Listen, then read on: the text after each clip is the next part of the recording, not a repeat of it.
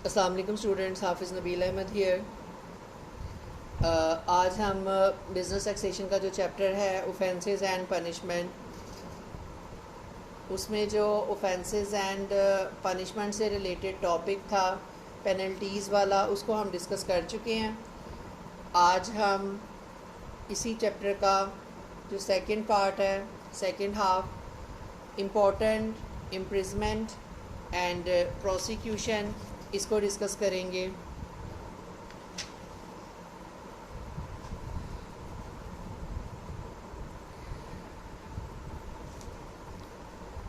कुछ ऑफेंसेस जो हैं वो ऐसे होते हैं जिन पे पर्सन्स को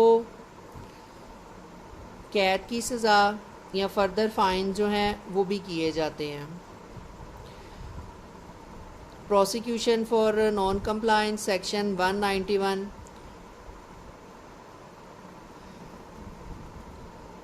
अगर कोई पर्सन जो है वो विदाउट रीज़नेबल एक्सक्यूज़ के फ़ेल हो जाए, नाकाम हो जाए, इनमें से कोई एक काम ना करे, तो डेफ़िनेटली उसको जो है वो कैद की सज़ा भी हो सकती है और फ़ाइन भी हो सकता है।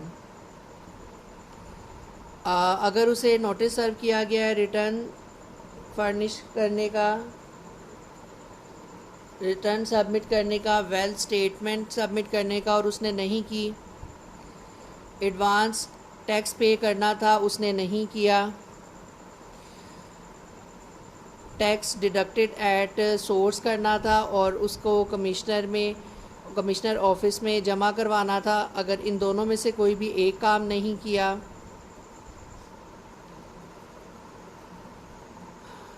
रिकवरी ऑफ टैक्स के लिए उसे नोटिस जो था वो सर्व किया गया था, या किसी किस्म की कोई इन्फॉर्मेशन जो थी वो रिक्वायर्ड थी, उसे मांगी गई थी, उसने वो प्रोवाइड नहीं की, बुक्स ऑफ अकाउंट्स जो थी वो उससे मांगी गई थी, रिक्वायर्ड थी, लेकिन उसने वो प्रोवाइड नहीं की।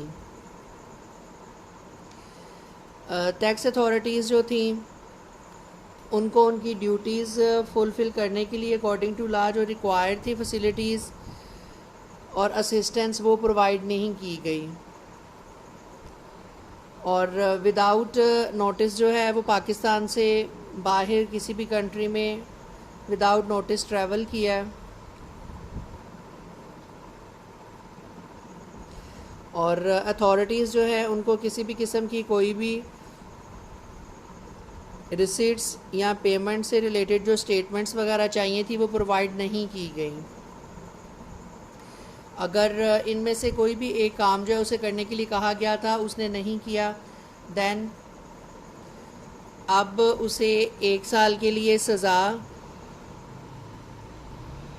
फ़ाइन के साथ या फ़ाइन के बगैर दोनों सूरतों में हो सकती है।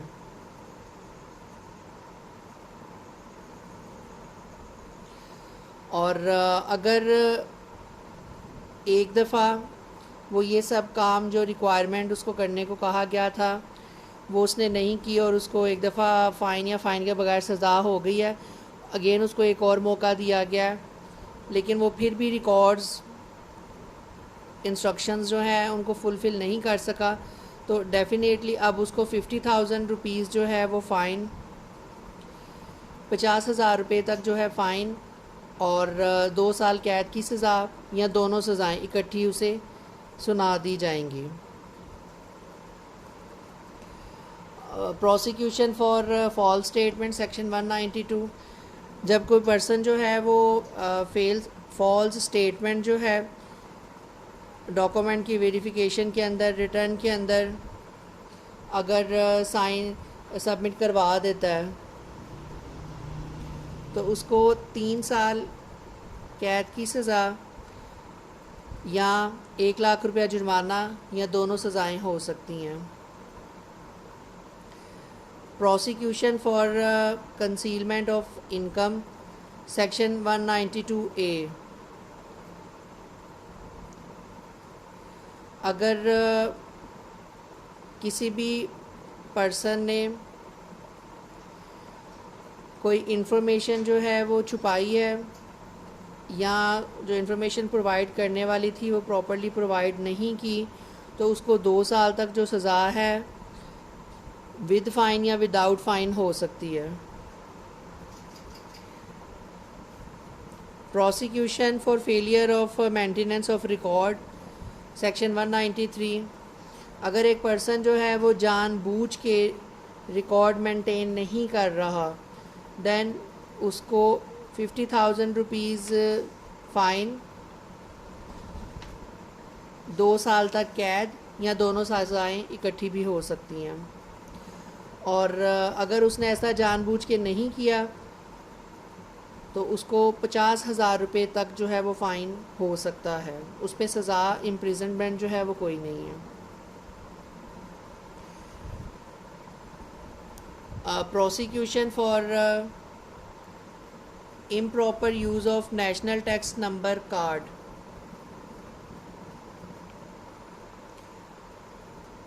अगर कोई पर्सन जो है वो NTN कार्ड जो है उसका इम्प्रॉपर यूज़ करता है तो उसको 50,000 रुपये तक जुर्माना और 2 साल तक कैद की सज़ा या दोनों सज़ाएं हो सकती हैं।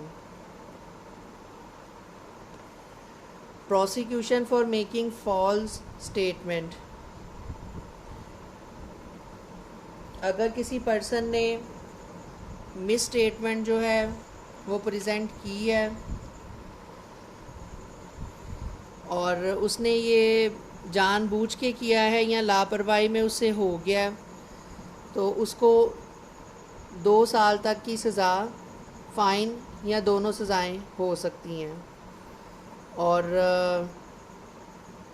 अगर उसने जानबूझ के नहीं किया तो देन डेफिनेटली उसको जस्ट फ़ाइन किया जाएगा।